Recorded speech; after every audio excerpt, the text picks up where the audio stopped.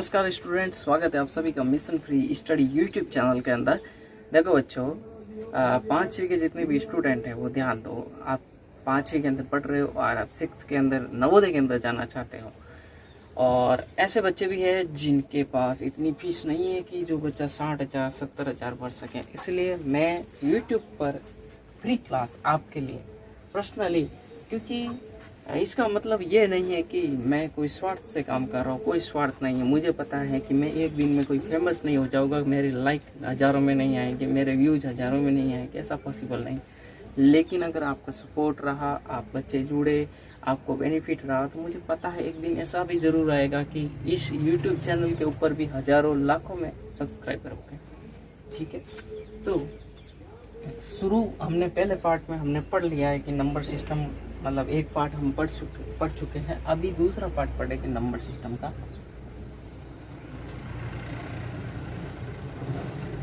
Number system का दूसरा part part है वो पढ़ने वाले हैं।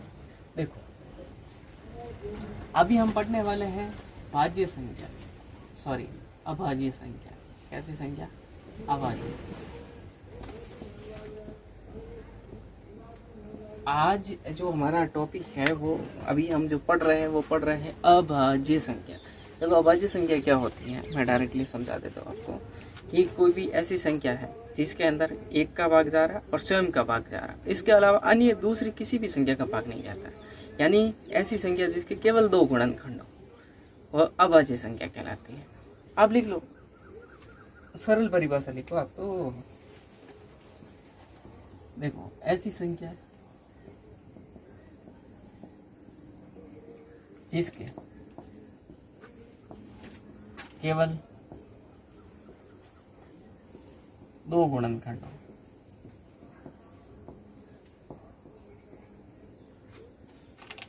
ऐसी संख्या जिसके केवल दो गुणनखंड हो, उसे अभाज्य संख्या कहते हैं। कैसी संख्या कहते हैं? अभाज्य संख्या कहते हैं। देखो बच्चों, जैसे कि देखो दो के अंदर किसका भाग जाएगा? एक का और दो का। यानी गुणनखंड कितने हुए? एक और दो। एक नहीं हुए, दो ही गुणनखंड हुए ना। तो जब किसी संख्या के अंदर केवल दो ही गुणनखंड होते हैं, किसी संख्या के केवल दो ही गुणनखंड होते हैं, वह अभाज्य संख्या कहलाती है। ठीक है, अब ध्यान दो, अभाज्य संख्या कौन कौन सी है? तो 2 एक अभाज्य संख्या है, 3 एक अभाज्य संख्या है, 5 एक अभाज्य संख्या है, 7 एक अभाज्य संख्या है, 11 एक अभाज्य संख्या है, 13 एक अभाज्य संख्या है, 17 एक अभाज्य संख्या है, 19 एक अभाज्य संख्या है, 23 एक अभाज्य संख्या है, 29 एक अभाज्य संख्या है, 31 एक अभाज्य संख्या है, 37 एक अभाज्य संख्या है, 41 एक अभाज्य संख्या है, 43 एक अभाज्य संख्या है, 46 एक अभाज्य संख्या है। तो इस प्रकार से चलते जाते हैं। और इस तरह से अगर मैं बात करूं 1 से 50 तक कितनी अभाज्य संख्या है? 1 से 50 तक टोटल होती है 15 अभाज्य संख्या। कितनी होती है? 15। 1 2 3 4 5 6 7 8 9 10 11 12 13 14 15। समझ गए? उदाहरण लेके समझा रहा हूँ। 15 है कि नहीं है? चलो,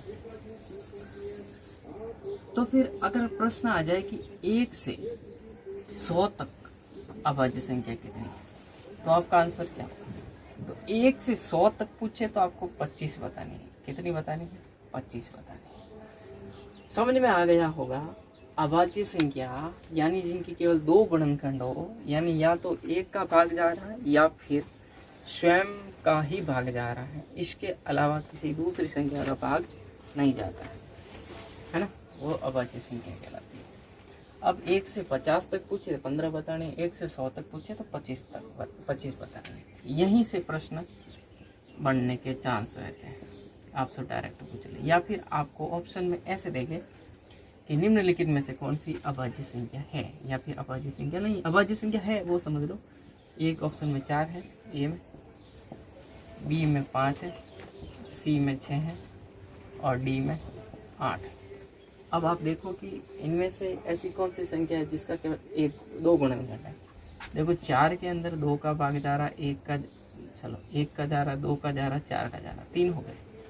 1 का जा रहा, 2 का जा रहा, 3 का जा रहा और 6 का जा रहा, 4 हो गए। 1 का जा रहा और 5 का जा रहा है, 2 गुणनखंड, 1 का, 2 का, 4 का और 8 का, कितने हो गए? 4 हो गए। तो इसका मतलब 2 गुणनखंड किसके हैं? 1 और 2, 5 के। तो आपका ऑप्शन क्या होगा? B is right answer. समझ में आ गया है? वापस वीडियो को थोड़ा पीछे ले जाकर देख लेना अच्छे से, ठीक है? तो ये वीडियो को रोक के उतार लेना। अब हम सीखेंगे, क्या सीखेंगे? भाज्य संख्या है। क्या सीखेंगे बच्चा? भाज्य संख्या सीखेंगे।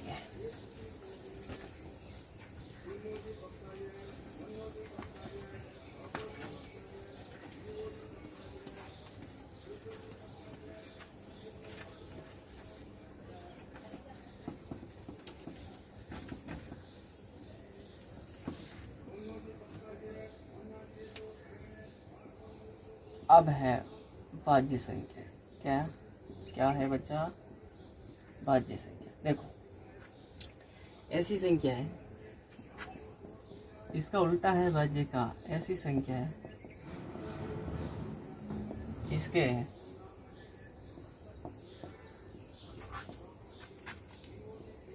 दो से अधिक गुणनखंड हो।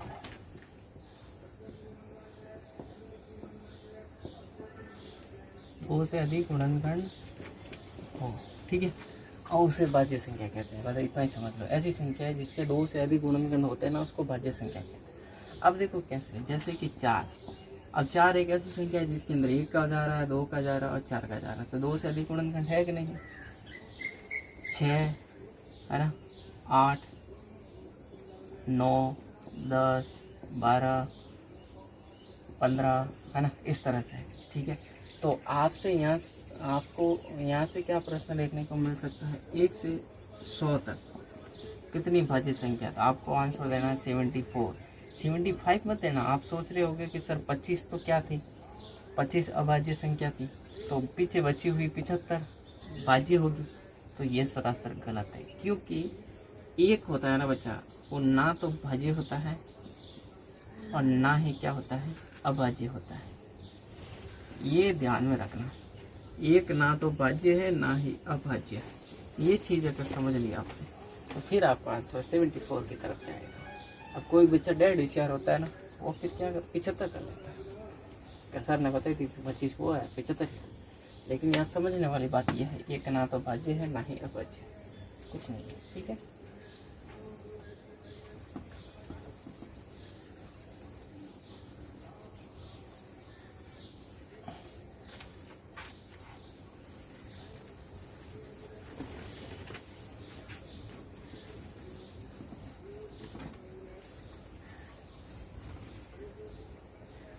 अब हम सीखेंगे स्थानीय मान। क्या सीखेंगे बच्चा? स्थानीय मान। क्या सीखने वाले हैं? स्थानीय मान। इसको बोलते हैं प्लेस वैल्यू। और फिर हम सीखेंगे फेस वैल्यू। अब आप कहोगे सर ये फेस वैल्यू प्लेस वैल्यू क्या बता रहे हैं? एक तरफ तो स्थानीय मान है, दूसरी तरफ है जातीय मान, ठीक है? देखो, स्थानीय मान जैसे मैं कोई संख्या लिखता हूँ। जातीय मान का तो मतलब होता है कि जो संख्या होती है ना, वही उसका मान होता है जातीय मान के अंदर। जैसे कि मैंने लिखा 24,795। अब मैंने कहा 7 का जातीय मान क्या होगा? तो 7 ही होगा, ठीक है? ऑप्शन में दे दिया। चलो एक क्वेश्चन बन गया, क्वेश्चन बना दिया मैंने कि 8,705 में 7 का जातीय मान, 7 की फेस वैल्यू। तो आपका आंसर क्या होगा? आपका आंसर 8 होगा, आपका आंसर 700 होगा, या आपका आंसर 0 होगा, या आपका आंसर 70 होगा? सॉरी, तो आपका आंसर 7 होना चाहिए। क्या होना चाहिए? 7 होना चाहिए। उसके पीछे की वजह क्या है, क्योंकि जो अंक होता है ना, जो जिस स्थान पर है वही उसकी वैल्यू है फेस वैल्यू के अंदर, लेकिन प्लेस वैल्यू के अंदर ऐसा नहीं होता है। जैसे प्लेस वैल्यू के अंदर 24,795 लिखता हूँ। अब मैं अगर पूछूँ आपसे कि 7 का स्थानीय मान क्या होगा, तो सबसे पहले आपको 7 को लिखना। अब 7 के पीछे कितने अंक, 1 और 2, तो 2 जीरो चिपकाने, ये इसका प्लेस वैल्यू होगी। इसकी क्या हो गई, प्लेस वैल्यू।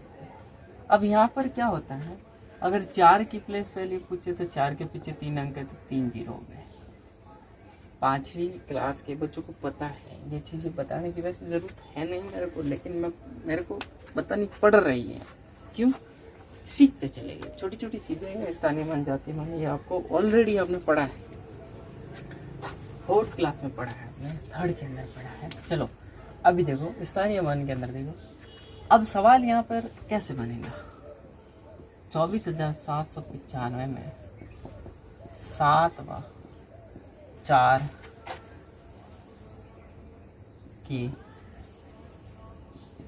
प्लेस वैल्यू का अंतर क्या है।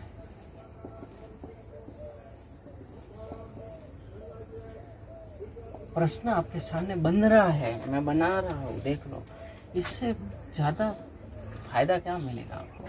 देखो 7 और 4, ये पहले 4 पकड़ो फिर 7 पकड़ो, तो 4 के पीछे कितने अंक है, 1 2 3, तो 4 1 2 3, फिर 7 के पीछे कितने अंक है, 2, तो 7 0 0 में से 0 0 0। अब देखो इधर कुछ नहीं है, हासिल ले लेंगे हम, आपको आता है, छोटे बच्चे थोड़ी। 7 के पीछे 3 बचे और इधर 3, तो इनका अंतर क्या आ गया, 3300 आ गया। कितना आ गया, 3300 आ गया। ये आपका आंसर हो गया। इस तरह से प्रश्न स्थानीय मान से बनेगा और पक्का बनेगा, लिख के ले लो। यही तरीका आएगा एग्ज़ाम के अंदर, यही तरीके से, इसी तरीके से सवाल बनेगा और पक्का प्रश्न है एक, देख लें।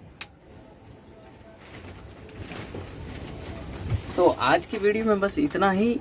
अगले वीडियो में जो बचे हुए 2 टॉपिक है वो भी मैं आपको कवर करवा दूंगा। वीडियो को ज़्यादा से ज़्यादा शेयर करना है। आप सोच रहे हो कि सर छोटे छोटे पार्ट क्यों ले रहे हैं, इसके पीछे की वजह है बच्चे जुड़ेंगे और फिर मैं एक बड़ी क्लास लेकर आऊँगा।